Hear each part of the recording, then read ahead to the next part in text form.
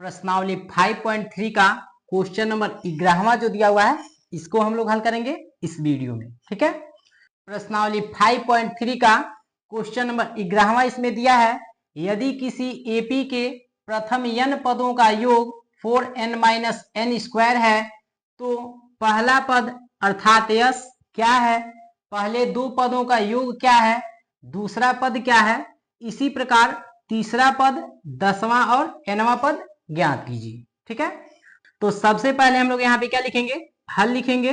ठीक है, और हल लिखने के बाद यहाँ पे लिखेंगे दिया है, क्या लिखेंगे इसमें, दिया है इसमें यानी Sn बराबर क्या दिया है 4n-n² दिया हुआ है। अब इसके बाद कह रहा है तो पहला पद यानी इसमें कह रहा है कि a बराबर क्या होगा। ठीक है, अब इसके बाद कह रहा है अर्थात यश क्या है, यानी इसमें हमको S1 का भी मान ज्ञात करना पड़ेगा, यानी a का भी मान ज्ञात करना है और S1 का भी मान ज्ञात करना है। ठीक है, तो जो a का मान होगा वही हमारा S1 का भी मान होगा। क्लियर। अब इसके बाद इसमें कह रहा है पहले दो पदों का योग क्या है, दो पदों का योग कर रहा है इसलिए यानी S2 का मान पूछ रहा है। ठीक है, यानी दो पदों का योग भी हमको क्या करना है, ज्ञात करना है। पूछ रहा है कि इसमें कि पहले दो पदों का योग क्या है, मतलब S2 बराबर कितना मान आएगा, इसको भी हमको हल करना है। ठीक है, दूसरा इसमें कह रहा है यहाँ पे दूसरा पद क्या है, दूसरा पद यानी A2 बराबर भी पूछ रहा है कि क्या है। ठीक है, अब इसके बाद कह रहा है इसी प्रकार तीसरा पद यानी A3 बराबर भी पूछ रहा है क्या है। ठीक है, अब इसके बाद कह रहा है 10वां पद इसमें यानी A10 बराबर भी हम क्या करना है आपको ज्ञात करना है, मतलब 10वां पद।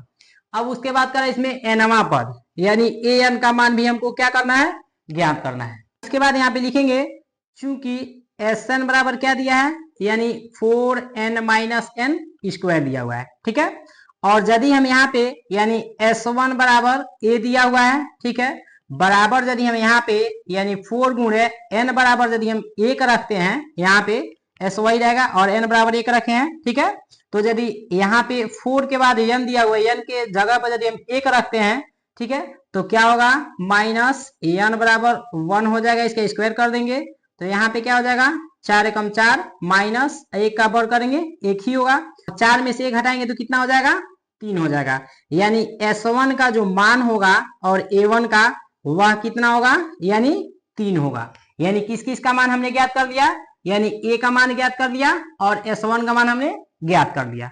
अब इसके बाद हम किसका मान ज्ञात करेंगे, S2 का मान ज्ञात करेंगे। तो S2 का मान ज्ञात करेंगे तो क्या हो जाएगा यहाँ पे यानी Sn बराबर कितना दिया है 4n-n² दिया हुआ है। ठीक है, और यदि हम यहाँ पे n के जगह पे 2 रखते हैं यानी S2 का मान हमको ज्ञात करना है, तो यहाँ पे क्या हो जाएगा 4 गुणे यानी n बराबर 2 हो जाएगा माइनस यहाँ पे 2 का वर्ग हो जाएगा, तो यह कितना हो जाएगा 4 दूनी 8 हो जाएगा और माइनस 2 दूनी 4 हो जाएगा। अब 8 में से 4 घटाएंगे तो कितना हो जाएगा 4 हो जाएगा, यानी S2 का भी मान हमने प्राप्त कर लिया। S2 का मान कितना प्राप्त कर लिया यहाँ पे 4, और A का मान कितना हमने प्राप्त किया है 3, और S1 का मान भी कितना हमने प्राप्त किया है 3 प्राप्त किया है। अब मान हमको किसका निकालना है A2 का, A3 का और A10 का और AN का मान हमको ज्ञात करना है। ठीक है, तो चलिए हम लोग क्या करते हैं पहले यानी A2 का मान ज्ञात करते हैं। अब हम क्या करेंगे इसमें A2 का मान ज्ञात करेंगे, तो A2 का मान ज्ञात करने के लिए फार्मूला क्या होता है S2 माइनस S1 होता है। अब S2 का मान कितना दिया है 4 दिया है, 4 लिख देंगे माइनस, और S1 का मान कितना दिया है 3 दिया है 3 लिख देंगे। अब 4 में से 3 घटाएंगे तो कितना हो जाएगा 1 हो जाएगा, यानी A2 बराबर हमको कितना प्राप्त हो गया 1 प्राप्त हो गया, यहाँ पे A2 बराबर 1 लिख देंगे। क्लियर। उसके बाद हम क्या ज्ञात करेंगे इसमें, यदि D का मान ज्ञात कर लेते हैं तो D का मान ज्ञात कर लेंगे तो हमको किसका इसका मान पता चल जाएगा, यानी A3 का मान हम निकाल लेंगे और A10 का मान निकाल लेंगे। ठीक है, तो D का मान निकालने के लिए फार्मूला क्या होता है A2 माइनस A1 होता है। ठीक है, अब देखिए और A2 का मान कितना दिया है यहाँ पे 1 दिया है 1 लिख देंगे, माइनस है माइनस लिख देंगे, और A1 कितना दिया है यानी A इसमें 3 दिया है 3 हो जाएगा। अब 1 में से 3 घटाएंगे तो कितना हो जाएगा -2 हो जाएगा, यानी D का मान कितना हमको प्राप्त हो गया D बराबर -2 प्राप्त हो गया। अब इसमें देखिए A3 का मान हमको निकालना है, तो A3 बराबर फार्मूला क्या होता है A + 2D होता है। ठीक है, तो A का मान कितना दिया है 3 दिया है 3 लिख देंगे, प्लस 2 गुणे और D बराबर कितना है माइनस का 2 है -2 लिख देंगे। यहाँ पे क्या हो जाएगा 3 प्लस और 2 दूनी कितना हो जाएगा -4 हो जाएगा। ठीक है, 3 और प्लस माइनस -4 हो जाएगा। ठीक है, 3 में 4 घटाएंगे तो कितना हो जाएगा, -1 हो जाएगा।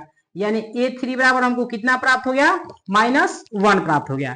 यानी यहाँ पे लिख देंगे A3 बराबर -1। क्लियर।